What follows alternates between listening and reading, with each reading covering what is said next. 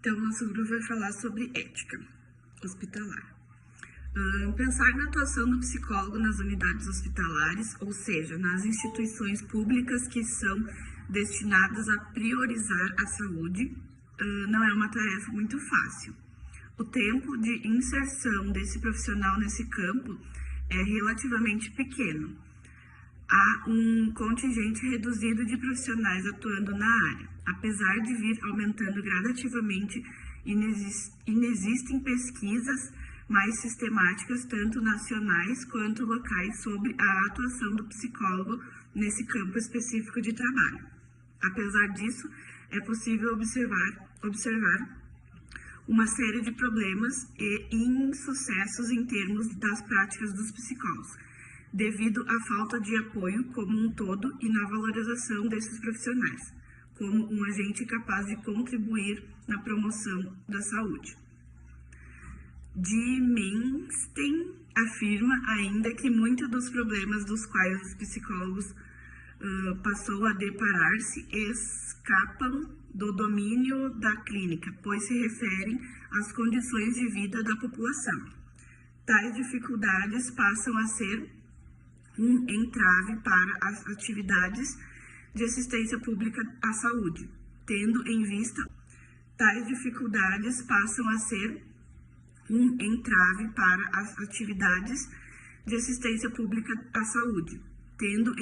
uma falta de preparo na área. Levando em conta a realidade do nosso país e da nossa profissão, devemos priorizar uma formação adequada para inserir o psicólogo e abrir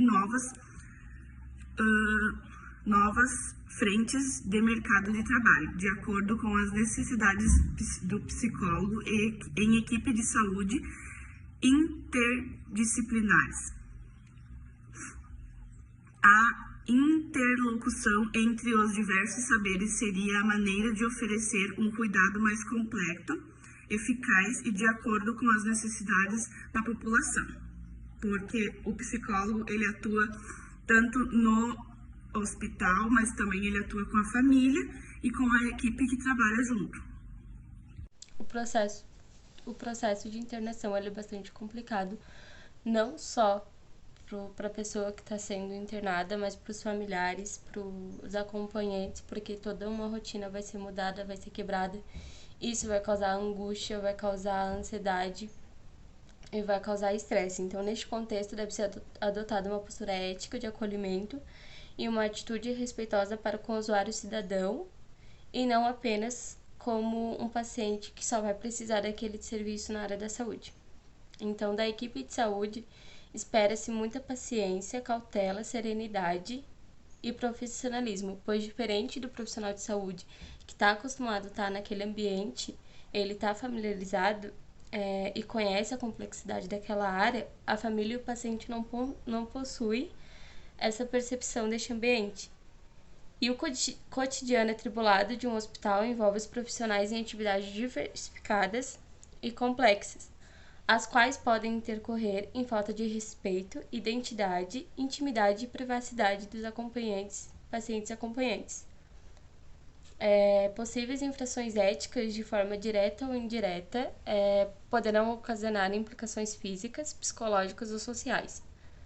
E logo é também responsabilidade das chefias comprometer-se em promover ambientes seguros e manter constante reflexão com as equipes sobre a temática ética nas práticas diárias.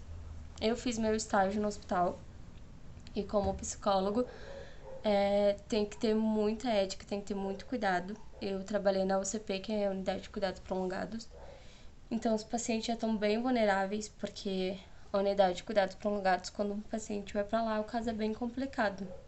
Então a gente tem que ter muito cuidado, muita atenção, muito acolhimento, e não só com o paciente, mas com a família também, porque a família às vezes sai de uma cidade de longe, vem para cá para ficar às vezes 1 ano ali, então a rotina toda é mudada, a vida é mudada, porque eles ficam, às vezes tem paciente que fica muito tempo ali e não tem uma perspectiva de melhora, né, e a gente não pode falar isso, então tem que ter bastante cuidado na hora de você fazer o relatório, porque você tem que saber o que você vai colocar ali, porque é um relatório que vai estar aberto para todos os funcionários do hospital e também para o paciente e para a família, né?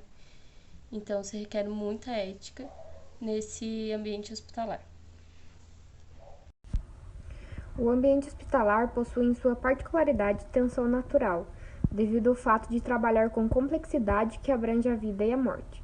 Deste modo, destaca-se a importância de cuidados relacionados à ética e ao sigilo profissional, considerando que descuidados com tais questões podem agravar a tensão existente na hospitalização. A ética é definida como estudo dos juízos de apreciação referente à conduta humana. O estudo dos juízos de apreciação referente à conduta humana do ponto de vista do bem ou do mal, ou ainda como conjunto de princípios, normas que norteiam o ser humano no que diz respeito à boa conduta, juntamente com o sigilo profissional, o qual caracteriza a ideia de segredo, são assuntos a serem discutidos e trabalhados diariamente em todas as áreas, principalmente em atendimentos individualizados, pois descuidos com o canal, o qual caracteriza a ideia de segredo, são assuntos a serem discutidos e trabalhados diariamente em todas as áreas, principalmente em atendimentos individualizados, pois descuidos com atitudes e palavras podem gerar transtornos e consequências para quem oferece e para quem atende em saúde. Tendo um hospital como diversos desta pesquisa, elenca-se a riqueza das relações humanas existente no ambiente, tomando-as como primordial de reflexão sobre o cuidado com a ética e com o sigilo profissional. Manifestações estão decorrentes do processo de internação de realização dos procedimentos. Olá pessoal, continuando o tema abordado no vídeo anterior, a gente vai conversar um pouquinho sobre a atuação hoje diretamente do psicólogo dentro do ambiente hospitalar. Como que você costuma abordar esses pacientes em tão pouco tempo que a gente tem dentro da área da psicologia, Bruno? Eu costumo dizer que o paciente, quando ele vai para o hospital, ele vira um passarinho, né? Por que passarinho, Bruno? Ele estava vivendo um dia de sol e de repente veio uma tempestade. E o passarinho, na tempestade, ele nem sempre tem tempo de ir voltar para o ninho.